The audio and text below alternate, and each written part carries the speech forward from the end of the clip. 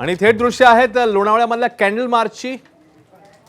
या हत्याकांड प्रकरणामध्ये न्याय मिळावा केतन अग्रवालला या दृष्टीने हा कॅन्डल मार्च काढण्यात आलेला आहे।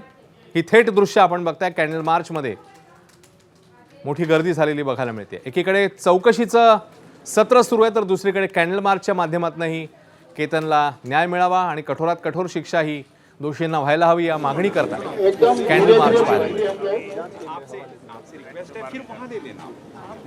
चल रहा है अभी तक चल रहा है बस केतन जस्टिस फॉर केतन ठीक है स्टार्ट करो हेलो पहले ये लाइन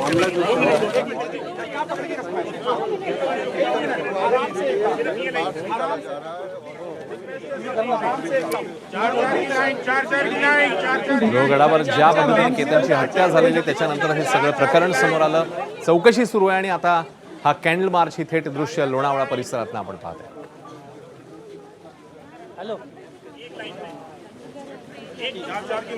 नाझिम मुल्ला आपल्या सोबत आहेत आपले प्रतिनिधी या संदर्भातले अपडेट द्यायला। नाझिम,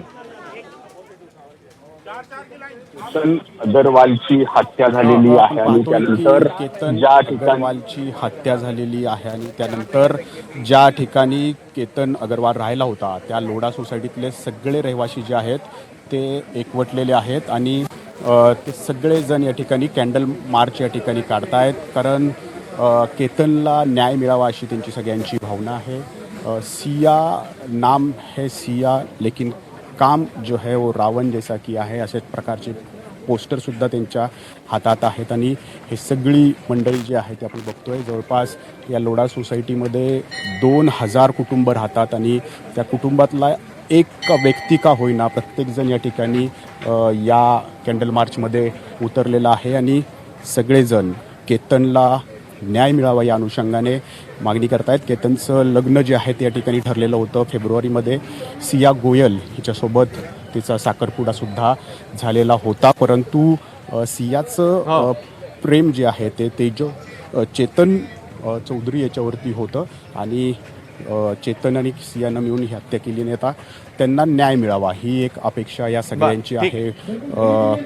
केतनला न्याय मिळावा यासाठी सगळेजण या ठिकाणी हे कॅन्डल मार्च या लोढा सोसायटीमध्ये काढतात। त्यांच्या घरापर्यंत सगळे जाणार आहेत। धन्यवाद नाझिम, या माहितीबद्दल बातमीचे अपडेट्स घेतच राहू।